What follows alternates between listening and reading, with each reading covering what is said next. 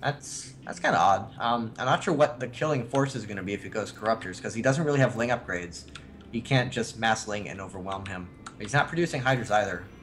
He does switch into Ling upgrades, but I don't know. I guess he's just going to play Containment, use his Corruptors to control the air, and use Zerglings to deny a third base. He's upgrading really early Flyer Carapace, actually. Which yeah. is, I mean, that's Flyer okay. Carapace, it helps out a decent amount against the Phoenix. It's still kind of odd, kind of unusual, but there are only 5 Phoenixes at this point. Yeah, I guess he's assuming that more will be on the way when he figures out it's an air switch, but he's going to see Corruptors, and so he's not going to want to go Phoenix.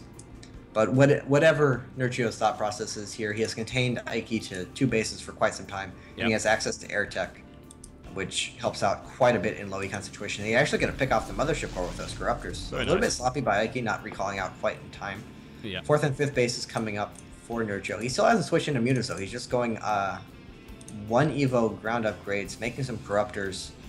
I don't know. I'm not sure what he's aiming for. Okay, there goes Mutas. So he's going to establish air dominance with the Corruptors and then just switch into Mutas and play a normal Muta-based CVP from there on out. Alright, well, and that's pretty smart to do, because the biggest problem with going Muta is if there's a big Phoenix flock up to just chase you down and never allow you to get map control. So if you go Corruptors first, you're really, really discouraged that. And he had enough of an advantage that he could get away with that. He didn't need Mutas right away. He didn't need map control right away. Yeah. So nice, smart play from Nurchio there. He's been maintaining it for quite some time as well. Ever since he took the 3rd base out and just said, hey, look, I've got a bunch of Lings on the map. You don't want to go anywhere. You better sit in your choke point. And if you don't, then I'm going to go and kill you. He's been able to establish map dominance, take that 4th base. The Phoenix is coming from the side, and they're going to try and pick something off, but they don't really manage to make that happen. Corruptors come in and get the Mothership Core again. Very nice pick off there for Nurchio. And they're just going right for the Void Ray, and they might even be able to take a Colossus out here. They do. Whoa, those some of the most cost-effective Corruptors I've ever seen. And he lost like 1 Corruptor for that, maybe. And he took a Colossus, 2 Mothership Cores, a Void Ray. And he scared off all the Phoenix. He has Mutas and Lings on the way now. And Ike's moving out with a pretty decent 2-base army. But he's just going to lose all the Colossus. And then he has no elite left. So he's going to get overwhelmed by Lings, Hydras, Mutas, whatever he wants to make. Yeah, this is kind of a lost cause at this point. Yeah, it's a lot of Zealots, and they're +2, which helps. He's warping in 7 more, but once the Mutas get on top of that, unless those Phoenixes somehow pick them off, which is not going to happen because there's 21 of them, then... yeah, I think that's going to be all she wrote for Ike. And in comes the engagement here. There'll be a lot of dead Lings, but there'll also be a lot of Lead Zealots. That's not really, Lead Zealots sounds like a pretty fantastic hard rock band there, but I have a feeling that's going to be the GG. There we go. Oh, dear. Well, that was kind of underwhelming from Ike, but very well played from Nurchio. Yeah. I don't know, it mostly came down to Ike's choice to try and defend that 3rd base. When you see that many Zerglings, it's just a lost cause. He, if nothing else, he should have just sat in that corner and threatened force fields. He should not have moved out and tried to fight that. There was no way he was going to win. But yeah, as Nurchio's decision to make that many Zerglings was the smart one. Ike really needed to turtle up on 2 base, wait for a Colossus to move out and try and take that 3rd. If he had done that, he would have been in fine shape, but donating that many units meant he was just contained forever. It allowed the choice to go Corruptors first, which turned out to really pay off, and then some sloppy control. I don't know. Not what we saw in the other matchups from Ike. His PvZ definitely doesn't seem quite as clean.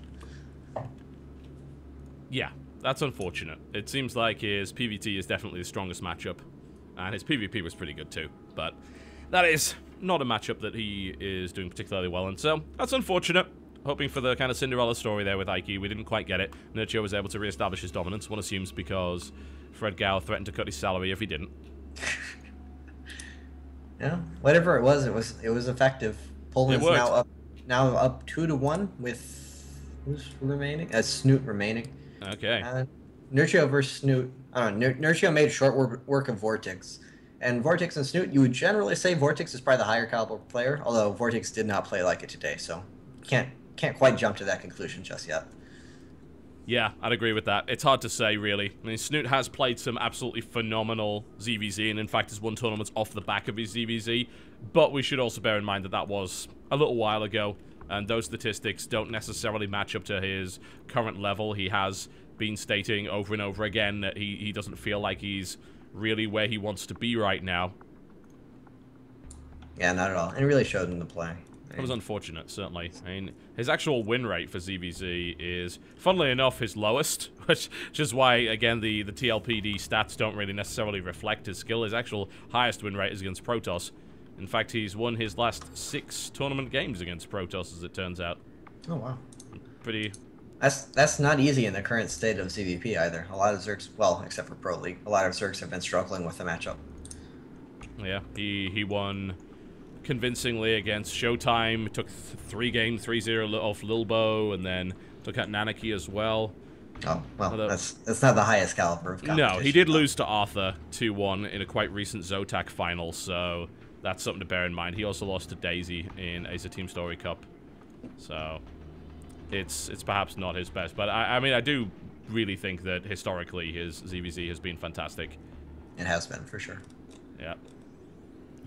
We did actually see him up against Impact twice in Acer Team Story Cup Season 2 final, and he lost both times. And it was quite convincing losses as well, but we'll see. I mean, that can happen in ZVZ, though. We've even seen today just some very bizarre, like, Nurchio versus Targa. He would say, Nurchio ought to win that. Targa, he did a Roach Bane bust. He hit it well. It caught Nurchio off guard, and that was all it took. And we've seen other games along this line, like Nurchio coming out with that early Speedling rush against Vortex. Vortex was relatively quite prepared for it. Like, he had an idea something was coming. He was saving up. He wasn't playing too greedy, but it flat out killed his hatchery, and that was the end of the game. So it's a very easy matchup to lose, even if you're playing against someone who isn't quite as good as you. Indeed. Alright, well, Snoot is the final hope here for Poland against Nurchio. Let's see if Snoot ZVZ is up to task, or whether Nurchio will be able to dispose of him in the same way that he did to Vortex. Polar Night will be the venue for potentially the last encounter of the evening. It has been a long day. We've obviously had quite a lot of delays and things like that, but the hope is day 2, which will start at the same time as yesterday, by the way.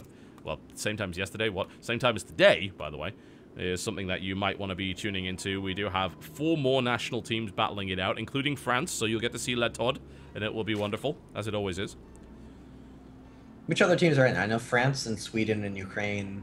So who's the 8th? France, Sweden, Ukraine, and some other team. Whose name escapes me. Germany?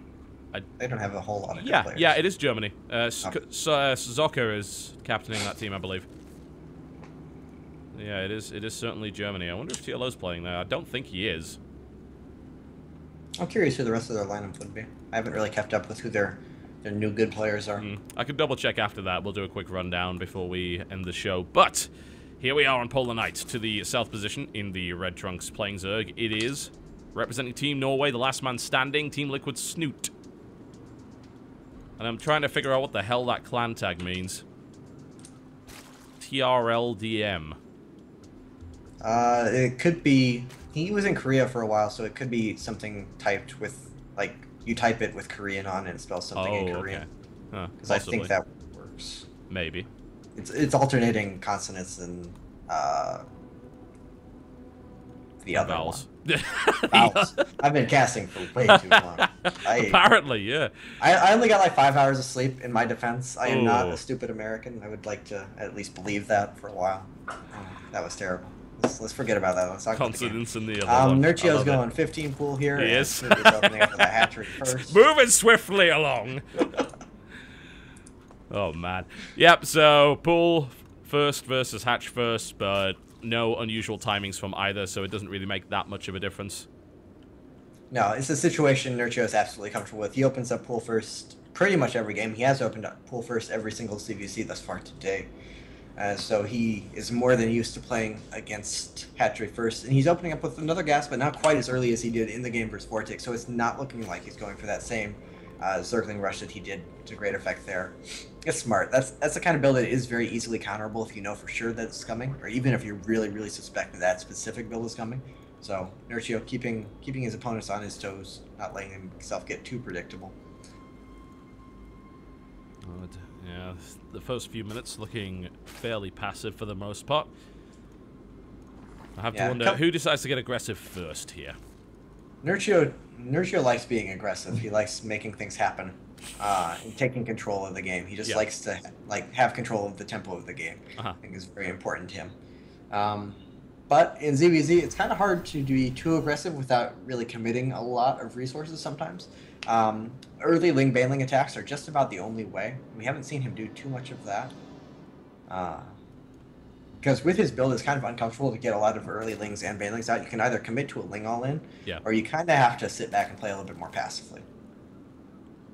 So I'm not sure if we're going to see that. And we actually see a very quick Spine Crawler coming out from Snoot. So he is a little bit worried about the potential for that Speedling all-in, I think. Because that's a very early Spine Crawler, even before his Baneling nest. Yeah. And you don't really see that unless there's a reason for it. Well, he's putting down his own Baneling nest. We're not seeing anything out of Nurtio as of yet. Is he still in gas? Yep, there we go. There's his Baneling nest coming down here, so we'll be seeing that momentarily. With the Spine Crawler down, Snoot naturally would want to try and be the defender there. Snoot's definitely looking to play, if not defensively, I think he's just kind of scared.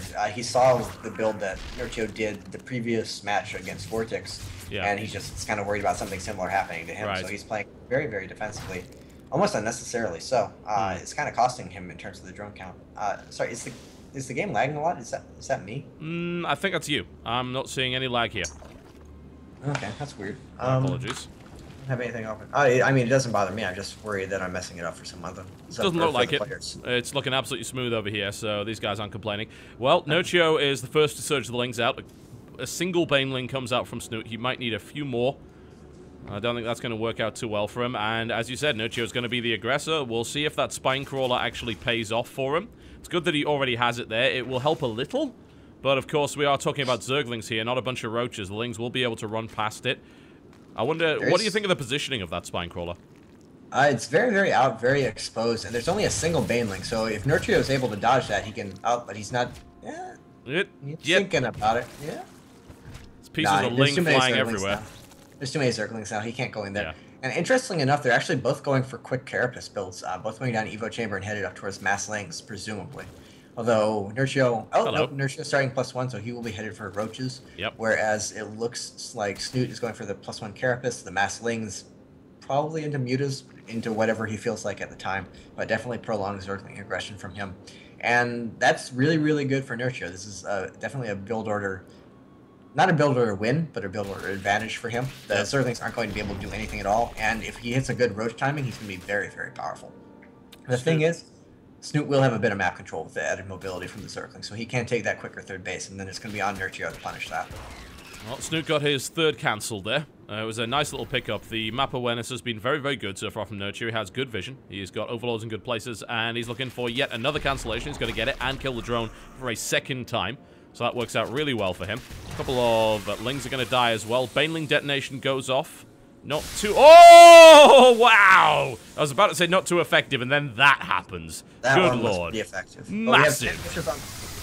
Actually, 10 Roach, I didn't notice, but Nurtio hasn't actually started a lair. He's going for just like a Roach attack here. So this is going to be a bunch of slow +1 Roaches, and it looks like Snoot's actually getting aggressive, so he might waste some units here. And if he wastes any units at all, that's going to make it very, very hard for him to defend. The thing is, Nurtio really has to worry about counterattacks here because he has no mobility whatsoever to deal with counterattacks. Yep, and there's the cancellations from Snoot. He sees what's going in. Thankfully, he scouted first. If he went in there with Banelings and met with 14 Roaches, that would have been an absolute disaster. But he's able to cancel out of that, loses bare minimum. And now he's going to try and play catch the Roach. And he's going to need a large army to do that. He's going to be able to exploit the immobility of it. There's a couple of Roaches walling off here. Nurtio is able to prevent some of those Lings from coming in, but others get into the mineral line here. And the rest of the Lings now making their way around to try and cancel that third base, which with that many Roaches, actually it might happen if he's able to get a good surround. He's not able to get it, though. Working on it, he's working on it. I think, yeah, he might be able to get the kill. He gets the kill, and the Banelings go off. They don't really do much, but he is able to force the cancel there. And this entire time, there's still been Zerglings in the main picking away at the drone line. He's managed to kill 10 workers thus far, which is quite a bit, because Nurtio didn't have that many workers to begin with. He wasn't going super high economy. And Nurtio realizing that he's kind of going to have to just go all in here. He has a lot of Roaches left. A lot of Zerglings have been lost on Snoot's side. And Snoot does not have any more Spine Crawlers, but he does have Roaches in production. And defensive Roaches beat offensive Roaches very, very hard. So this is going to be tough for Nurtio to make what he needs happen. A Roach is cancelled out there for Snoot. A bit of a waste of lava there, unfortunately, but never mind. And Now Nurture trying to get the good concave. He's able to do so. Snoot getting caught a little bit out of position. Looks like he's going to lose a queen and a roach at the back there. There aren't really many spine crawlers. But as you said, the defender's advantage when it comes to roaches is very important. Baneling's kind of stuck behind the roaches there, but it's currently 17-14. Nurchio pushing out yet more of them. He's going to need a lot more to make this happen. Another small ling run by will most likely be deflected by that spine crawler. These roaches looking to take out the third, and they should be able to successfully do just that. We have roach speed on the way already for Snoot, and he does have the +1 carapace, as opposed to the +1 range attack of Nurchio. +1 attack, I think it's a slight advantage, but it's not that big of a deal. Luckily for Snoot, he didn't go for +1 melee weapons or anything like that wouldn't transfer. Yeah. So he just has an upgrade advantage, he has a bit of a drone advantage, and he has, I believe, a pretty significant... Actually, they're dead even in roaches. Yeah. But Snoot has restarted his third base a little bit before Nurchio. Overall, they've ended up pretty equal. I would say a slight lead to Snoot, but it's actually very, very equal. Much more equal than I expected. Well, the third base is now on its way up here for Nurchio, and of course is rebuilding for the fourth time, I think. There was 2 cancellations and then a kill. And Nurchio now looking to posture in that general direction. He can't do it. There are too many roaches. It doesn't seem like it would make a lot of sense to attack at this point. He is waiting for speed to kick in, but Snoot's is going to finish before his. Upgrades are plenty coming for Nurchio here, though. He's looking on +2 there, and he's working on his +1 ground carapace. Yeah, it's going to turn into an upgraded advantage for Nurchio. However, Snoot has actually been producing pretty much pure roaches, and he's continuing to do so. And he's jumped out to a 41-26 roach lead. I'm not sure what Nurchio has been doing, but he has not been making roaches. And that might just cost him the game right here. 45-26, pretty significant. A lot of dudes. A lot of dudes, yeah. And Snoot is just marching forward with a huge collection of roaches, and that base is forfeit. That will die in 3 or 4 salvos. Down it goes. And the Nurchio is actually attempting to counterattack while his opponent's army is out of position and take down that third base. He might be able to kill it before the roaches get back there. I think he will, actually. I think he's going to be able to snipe the hatchery. The question is whether or not Snoot can... Oh, he needs to just focus on the hatchery and get out. He does, cannot yeah. fight here. This is not going to work. This is not going to work at all for Nurchio. Too much time. He's working on it. Could have gotten the hatchery and got out. Oh, this is going to be brutal. Look at that. The Snoot is able to get right on top of those roaches and deal massive damage. It is 40-26 and falling rapidly in favor of Snoot. He defends his third. He kills his opponent's third. He kills off a bunch of roaches. This is looking absolutely fantastic here for the Swedish player. Not Swedish. Norway. God damn it. I should never cast Nation Wars again. This is just awful. My geography is beyond... Too many opportunities to offend people. I tend to agree. That's what makes it fun. Yeah. The South African player is doing really well here. We're going to stick with that for the time being. And the South African player has jumped to a 40 supply lead. So it's incredible. It's looking pretty much over. Nurchio congratulates him and leaves the game. Nurchio, native Japanese. It's been taken out there quite nicely by Snoot, which leaves us with the final game, which is going to be a pretty good one by the looks of it. Snoot versus Mana. It's a classic. It's a good one. If it had to end in any way, it should end that way. Another 5-game series once again. I think that's been 4 of the 5 has gone 5 games actually today. Yeah. That's pretty, as we said before, it's pretty surprising, pretty absurd. Yeah. And Snoot been here versus... for so long. Yes. Snoot versus Mana is going to be interesting. I'm not sure who to give the edge to there. I haven't seen Mana's PvZ. He hasn't played one yet today, I don't believe. Actually, I don't think Snoot has played a ZVP either. So, it's kind of, both of them are a little bit untested, at least in the Nation War thus far. That is true. Alright. Mana and Snoot. Final players available here. So, if they say we need a few minutes to choose our next player, then I'm going to call them filthy liars. Lobby is already up, so we're going to jump right into that. Hope you've enjoyed the last 2 hours commercial-free. We did play you a lot of commercials before that, and we will absolutely play you a lot of commercials afterwards, so don't worry. If you've been missing the detergent advertisements, then we'll bring them to you. Do not worry. You will know which one to buy. But it is going to be Snooter versus one and only Mana. Should be a good one. It's not Mana's strongest matchup. It's statistically Snooter's, but I don't believe that for a second. Yeah, you have to be very, very careful with statistics when judging that kind of thing. Indeed. Mana, back in Wings, back when he was really, really good, like possibly, arguably one of the best foreigners, maybe the second best behind Stefano, his PvZ was good, but very one-dimensional. He was basically the parting of non-Korean PvZ. He immortal all-in, and he did it really, really well. And he didn't do anything else because he didn't need to do anything else. And that kind of thing doesn't really work so much anymore. Immortal all-in is still a very good build to mix in. It's definitely good to use in certain circumstances. If you get any kind of an advantage, it can definitely be a good way to close that out. But it can't be just your absolute go-to, not worry about anything else kind of build anymore. Players have just gotten too good against it. And it's mainly just that. Hydras have gotten a bit better. You can do a lot more 2-base kind of builds, that kind of thing. It's just not quite what it used to be. Yeah. Well, players asking for a 2-minute break. So, commercials! We'll be right back. Just being honest. Come on.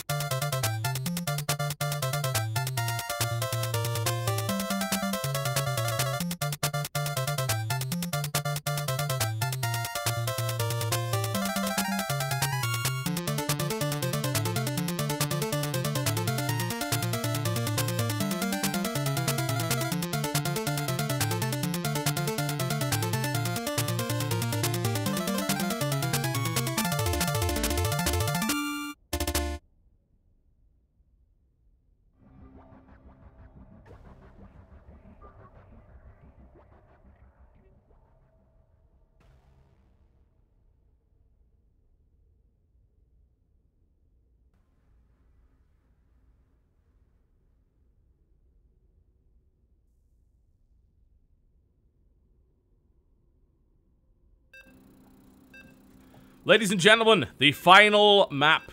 We've almost had as many maps as one could possibly have in 5 best of 5s. Too short. Yeah, obviously. We started out with a 3-0, and then everything since has been 5 games. It has. It has. Very well balanced, one might say. I also discovered what TRLDM means. What does it mean? It means trolldom, which is apparently a 3-man Norwegian clan that was formed a week ago and means nothing whatsoever. Good to know. Well, we shall see if Mana is the troll hunter in this particular matchup. We will find out. Here it is. Habitation Station is going to be the decider, and a Zerg is playing on it. So, let's see if Mana can deal with it. He's representing Team Poland, and he's to the northwest of Habitation Station in the red. Versus his opponent, For the final time tonight in the northeast position, representing Norway and trolldom everywhere. In the blue trunks playing Zerg, he is Liquid Snoot. And it was Mana's map choice, so I wonder if they only had 5 maps for it and he was forced into this, or if he actually wanted to play on this over something else.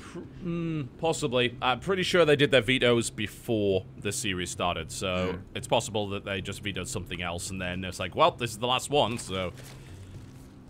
I'm honestly not sure. I mean, of course, Zerg bias, as always, but I'm honestly not sure it's really that bad for Protoss. You have to keep in mind that the roachling pressure is a possibility, and that can be very strong.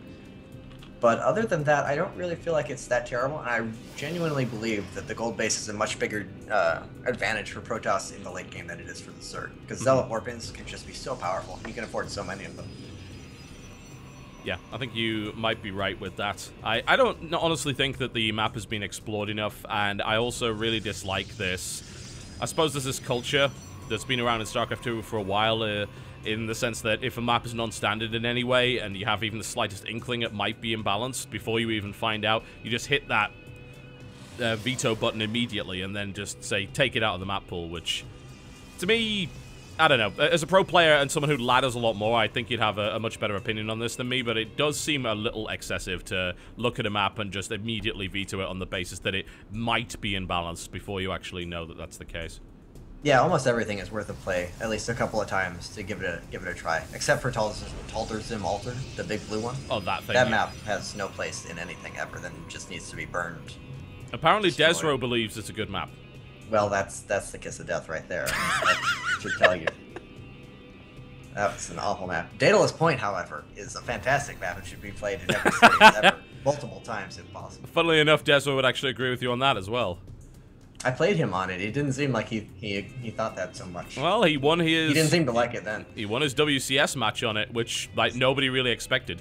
He actually came up with a really nice build that seemed to work there. Huh. It's quite That's surprising. interesting. I can't imagine what it would be. I think it just involved an awful lot of force fields, if I recall correctly. That's usually a pretty good answer to pretty much anything. Snoot's making his way across the map, and with 6 Zerglings as an opening there. It's kind of, what do you reckon to that? Kind of unusual. It's going to work out pretty well here because we don't have a mothership for yet. Oh no, the mothership for is out. I thought he was being greedy. So yeah, those are just going to get chased away. Maybe they force a cancel. I don't think so though. Let's see how good his micro is.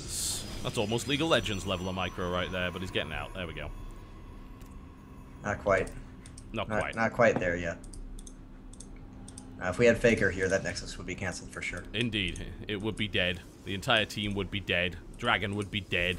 It would be incredible. It's like, how did he do it? We just don't know. He's just that talented. He microed. Wow. He pressed the micro button. Yes.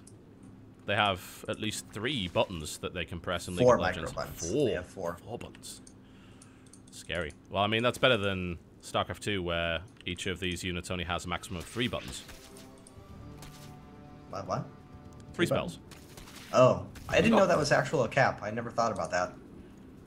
In Starbow, there's at least 4 on. Yes, there are. The Queen's got a lot of buttons, hasn't she? So that's what... She has 4 buttons. Yeah, 4 I'm not buttons. sure if all of them are any good or not. Yeah, we haven't quite figured really it out doesn't yet. Seem to do that much.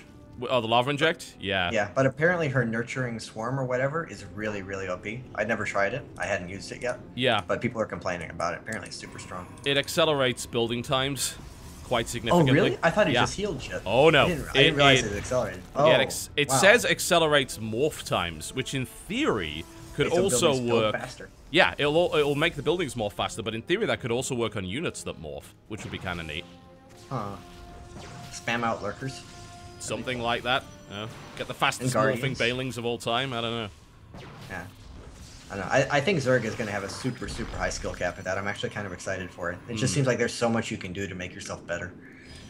Yeah, I'm interested to know what they do with smart casting with that mod, and whether or not they're going to just turn it off. I kind of think they should remove it, but I don't think it's make or break either way. Not sure. One way or the other, they actually released patch notes for that thing today. They nerfed roaches, strangely enough, which is funny considering I've only actually ever seen them used once, but apparently the burrow was actually a little bit too ridiculous when used properly. Apparently took half damage and moved faster than the above ground speed while burrowed. It does. Sounds kind of absurd. Yeah, you only get to use it for about 6 seconds, though. It's a timed ability. Oh, okay. Yeah, I didn't experiment with that yet either. Yeah. I was too busy having fun with having defilers back. Yeah, those are a lot of fun to watch. Really, really good. Anyway, let's get back to the real game, shall we? Instead of that silly mod that nobody likes. And I'm lying, I love that mod. Anyway, the War Prism is on the way here for Mana. And the Roach Warren for Snooter. Not much happened in the last few minutes. But Mana is rolling out with a fairly small force. But we are talking about Mana with Force Field, so he'll be fine regardless. Well, I mean, he has a Mothership Core. Of course he's going to be fine regardless. Yes. But he is actually dropping, or he has a probe with him. He can drop a pylon if he wants. But he only has 3 gateways. So this is not going to turn into a game-winning attack one way or the other. And his Mothership Core isn't with him.